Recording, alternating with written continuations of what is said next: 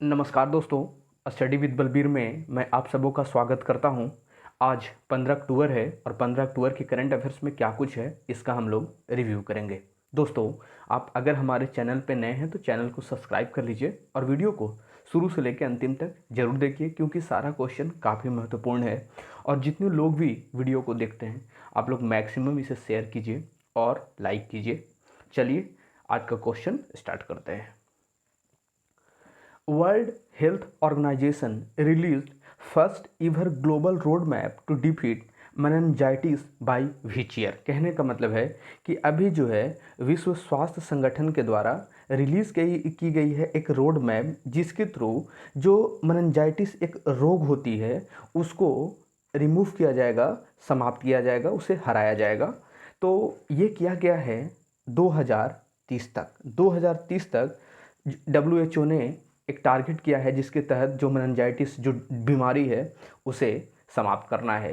जो ये मेनिंजाइटिस जो एक बीमारी होती है, ये जो हमारा ब्रेन, जो मस्तिष्क है और जो स्पाइनल कोड है, उसके जो चारों ओर जो मेम्ब्रेन्स होते हैं, जो झिल्लियाँ होती हैं, उसको ये पूरी तरीके से डैमेज कर देता है, उसको ख़राब कर देता है। और मेनिंजाइटिस जो है वो बैक्टीरिया से भी, जो बैक्टीरिया होती है उससे भी होती है, और वायरस, ये दोनों चीज़ों से हो सकती है मेनिंजाइटिस रोग। आपको ध्यान रखना है, काफ़ी ये महत्वपूर्ण है। और यहाँ पे और अगर बात करेंगे WHO की, तो WHO जो है उसकी स्थापना हुई थी 7 अप्रैल 1948 को। इसका हेड क्वार्टर कहाँ है आपको ध्यान रखना है, जिनेवा के अंदर हेड क्वार्टर है, जिनेवा। और टेड्रस एधानोम अभी इसके जो हैं वो हेड हैं, टेड्रोस एधानोम। तो आपको इतनी चीज़ें इसमें ध्यान रखनी है। और 7 अप्रैल को विश्व स्वास्थ्य दिवस भी, वर्ल्ड हेल्थ डे भी इसीलिए मनाते हैं क्योंकि स्थापना 7 अप्रैल 1948 को हुई थी वर्ल्ड हेल्थ ऑर्गेनाइजेशन की। चलिए आगे बढ़ते हैं।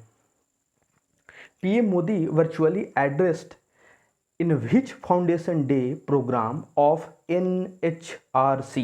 कहने का मतलब है कि अभी मोदी जी ने, प्रधानमंत्री मोदी जी ने वर्चुअली एड्रेस किया है कौन सा फाउंडेशन डे जो है NHRC का, जो नेशनल ह्यूमन राइट्स कमीशन होती है उसका फाउंडेशन डे, उसकी स्थापना दिवस मनाई गई है। कैवी थी ये, तो ये थी जो 28 नंबर की थी, 28 नंबर, क्योंकि NHRC की जो स्थापना हुई थी वो हुई थी 12 अक्टूबर 1993, 12 अक्टूबर 1993। और अगर बात करेंगे नेशनल ह्यूमन राइट्स कमीशन, जो राष्ट्रीय मानव जो अधिकार जो आयोग है, इसके अभी हेड कौन है? अभी इसके हेड हैं जस्टिस अरुण कुमार मिश्रा, जस्टिस अरुण कुमार मिश्रा जी। चलिए आगे बढ़ते हैं।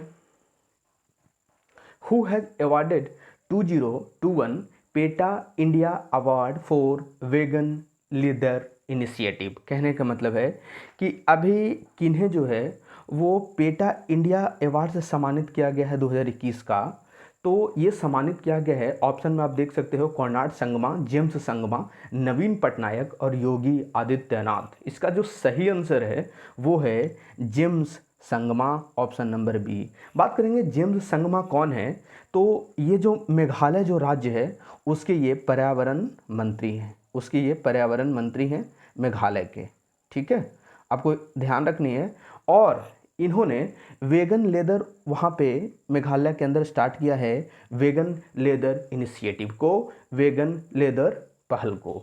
यहाँ पे मैं बता दूँ आपको कि जो पेटा होती है, ये जो पेटा होती है, ये पेटा का जो है वो फुल फॉर्म क्या होता है, तो इसका होता है people for the ethical treatment of animals.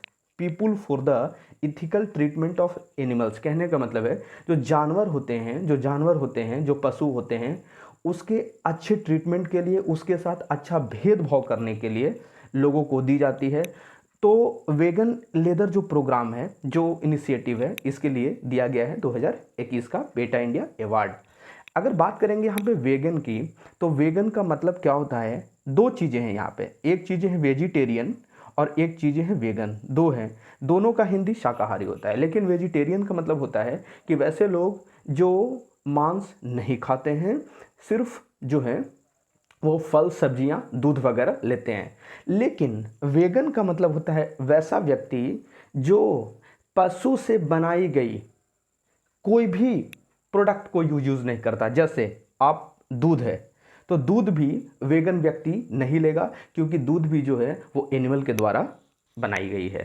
तो ये जो वेगन लेदर है ये जो है वो बनाई जाएगी प्लांट से, ठीक है, प्लांट से बनाई जाएगी। और स्पेशली जो पाइन एप्पल होता है, जो अनानास होता है, उसके पत्तियों से जो है इसका यूज किया जाएगा इसमें बनाने में। साथ में जो है पॉलीमर वगैरह यूज़ करके इसे बनाया जाएगा। तो काफ़ी महत्वपूर्ण है, आपको ध्यान रखना है पेटा इंडिया अवार्ड को। चलिए आगे बढ़ते हैं। Asian football confederation unveiled official tagline for the AFC women's Asian cup India 2022। कहने का मतलब है कि अभी जो है एशियन फुटबॉल कन्फेडरेशन के द्वारा अभी जो है वो एक टैगलाइन को अनवील्ड किया गया है। तो आपको बताना है ये टैगलाइन क्या है।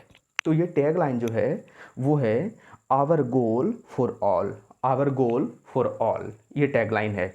और अगर बात करेंगे कि वुमेन एशियन जो कप है वो होगी कहाँ, तो यहाँ पे लिखी हुई है इंडिया में ही होगी 2022 के अंदर। इंडिया में कहाँ होगी, तो इंडिया में महाराष्ट्र में होगी, ठीक है, महाराष्ट्र में होगी। और अगर बात करेंगे तो महाराष्ट्र के 3 जगह में होगी। एक होगी नवी मुंबई में, एक होगी मुंबई में, और एक होगी पुणे में, ठीक है। तो आपको इतनी चीज़ें ध्यान रखनी है। यहाँ पर मैं और बताता हूँ, जो AFC है, जो एशियन फुटबॉल कन्फेडरेशन है, ठीक है, तो उसकी हेड क्वार्टर कहाँ है, उसकी हेड क्वार्टर है मलेशिया। मलेशिया की जो राजधानी है कुआलालंपुर में। वहीं इसकी स्थापना 1951 में की गई थी, 1951 में की गई थी। चलिए आगे बढ़ते हैं अब। World site day is annually observe on second Thursday of October. What is the theme for 2021। कहने का मतलब है कि जो ये साइट होती है, ये जो साइट होती है इसको बोलते हैं दृष्टि, इसको बोलते हैं दृष्टि यानी नेत्र, यानी नेत्र। कहने का मतलब है कि विश्व दृष्टि दिवस जो है वो हर साल हम लोग मनाते हैं अक्टूबर का जो सेकंड थर्सडे होता है उस दिन। तो इस बार जो सेकंड थर्सडे था अक्टूबर का वो था 14 अक्टूबर। चलिए इतनी तो क्लियर है। अब इसकी थीम क्या है 2021 के लिए, काफ़ी महत्वपूर्ण है, ये काफ़ी महत्वपूर्ण है, ध्यान रखना है आपको। इसका थीम जो है वो है लव योर आइज, यानी अपनी आंखों को प्यार करो, अपनी आंखों पे ध्यान दो, ठीक है। तो आपको ध्यान रखना है। चलिए आगे बढ़ते हैं। NASSCOM and which state high education council signed a MOU to provide industries aligned skill development of students। कहने का मतलब है कि NASSCOM के साथ जो है वो कहाँ, किस राज्य की जो काउंसिल है, एजुकेशनल जो काउंसिल है, जो शिक्षा की जो परिषद है, उन्होंने एक साइन किया है ताकि वहाँ के बच्चों को, वहाँ के छात्रों को जो है वो इंडस्ट्रीज अलाइंड जो है वो स्किल डेवलपमेंट दिया जा सके, उनको दिया जा सके। तो ये जो किया गया है वो किया गया है कर्नाटका गवर्नमेंट के साथ। कर्नाटका की जो हाई एजुकेशनल जो काउंसिल है वो NASSCOM के साथ टाई अप किया है, तो आपको ध्यान रखना है। चलिए आगे बढ़ते हैं। Which state top in India by financing the highest number of units under PMEGP which is implemented by KVIC। कहने का मतलब है कि भारत का वो कौन सा राज्य है जो कि पहला स्थान प्राप्त किया है, जो हाईएस्ट नंबर ऑफ यूनिट्स है PMEGP के तहत, जो फाइनेंसिंग करने में, जो लोन देने में, आप कह सकते हो कि वहाँ के राज्य ने इस योजना के तहत अच्छा काम किया है उसमें। और ये यहाँ पे PMEGP जो है वो है, PM का मतलब प्रधानमंत्री एम्प्लॉयमेंट जनरेशन प्रोग्राम। तो इसके तहत जो है वो कौन सा राज्य जो टॉप किया है, तो वो टॉप किया है उत्तर प्रदेश। उत्तर प्रदेश ने PMEGP के ऊपर काफ़ी बेहतर काम किया है, इसके लिए अभी जो है ये टॉप है, टॉप मतलब पहली रैंक पे है। अगर बात करेंगे PMEGP की, तो इसे जो है इम्प्लीमेंट किया है KVIC ने। KVIC जो है वो भारत की उन्होंने किया है, तो आपको ध्यान रखना है। चलिए आगे बढ़ते हैं। According to Ernst and Young Global Limited Renewable Energy Country Attractiveness Index 2021, what is the rank of India. कहने का मतलब है कि अभी एक जो है अर्नेस्ट और यंग ग्लोबल लिमिटेड जो है रिन्यूएबल एनर्जी जो है वो 40 देशों, कितने देशों का, 40 देशों का इंडेक्स जारी किया था, किस पे, रिन्यूएबल एनर्जी पे। तो रिन्यूएबल एनर्जी के ऊपर जो है उसमें सबसे बेहतर काम किसने किया है, कौन से देश ने किया है, तो वो किया है यूएसए। यानी कि आपको मैं बता दूं यूएसए सबसे बेहतर स्थिति में है रिन्यूएबल एनर्जी के जो अट्रैक्टिवनेस इंडेक्स है उसमें। वहीं बात करेंगे अगर सेकंड नंबर पे तो वो है चाइना है।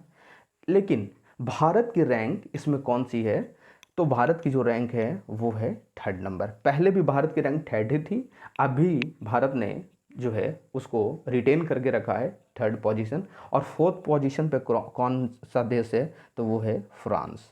कौन है, फ्रांस। तो आपको ध्यान रखना है कि भारत की रैंक इसमें तीसरी है।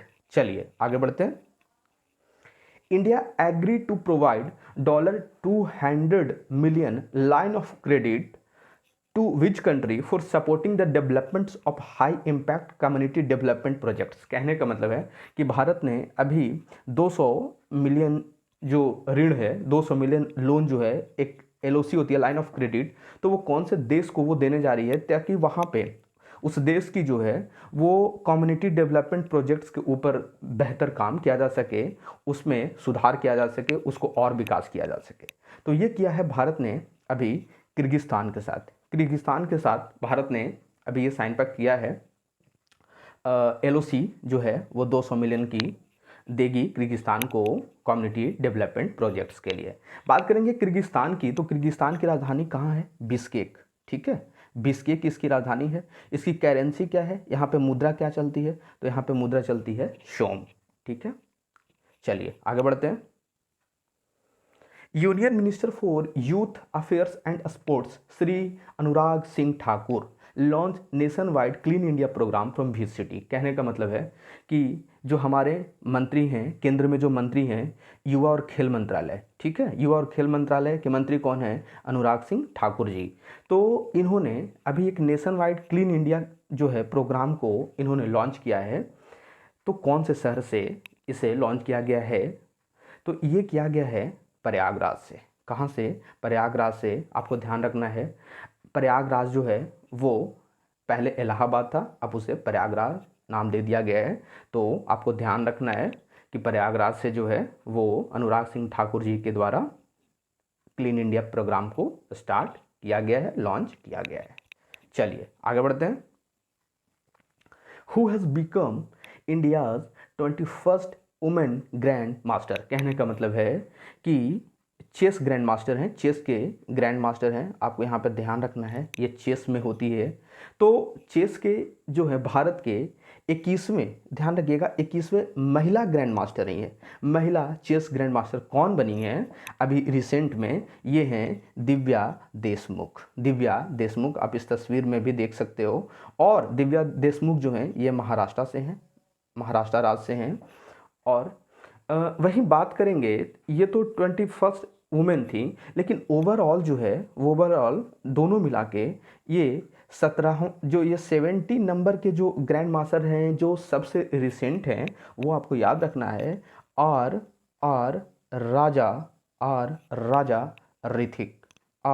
राजा ऋथिक। ठीक है, ये 70 नंबर के हैं और ये महिलाओं में 21st नंबर की हैं। तो आपको ध्यान रखना है ये भी रिसेंट है, ये ओवरऑल है 70 नंबर के और ये 21st नंबर की हैं महिला। चलिए आगे बढ़ते हैं। Which digital payment platform has partnered with NBBL, NPCI Bharat Bill Pay Limited and launched a unique platform link ClickPay। कहने का मतलब है कि अभी कौन सा भारत का जो डिजिटल पेमेंट प्लेटफॉर्म है वो पार्टनरशिप किया है किसके साथ, NPCI Bharat bill pay limited के साथ, जिसको हम शॉर्ट में NBBL भी बोलते हैं।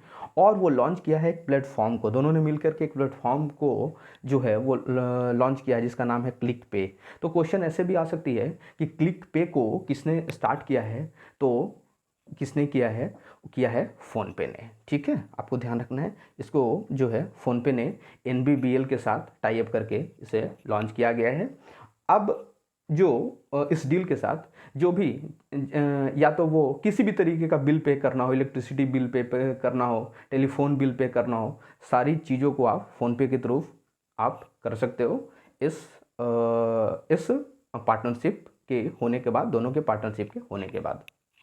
चलिए बात करेंगे अगर यहाँ पे फ़ोनपे की बात कर लें तो इसकी स्थापना 2015 में की थी, लेकिन 2016 में इसे फ्लिपकार्ट ने एक्वायर कर लिया था, खरीद लिया था। फ़ोनपे की हेड क्वार्टर कहाँ है? बेंगलुरु में है, बेंगलुरु में। और अभी इसके CEO कौन है? CEO कौन है? वो हैं समीर निगम। कौन है? समीर निगम जी। चलिए आगे बढ़ते हैं। World standard day is annually observe on which day, यानी कि विश्व मानक दिवस। स्टैंडर्ड का मतलब होता है मानक, तो विश्व मानक दिवस जो है वो हर साल हम लोग का मनाते हैं। तो ये मनाया जाता है 14 अक्टूबर को। अब 14 अक्टूबर को हम लोग मनाते हैं वर्ल्ड स्टैंडर्ड डे। और इस बार इसकी जो थीम थी किस के लिए? वो थी standards for sustainable development goal, our shared vision for a better world.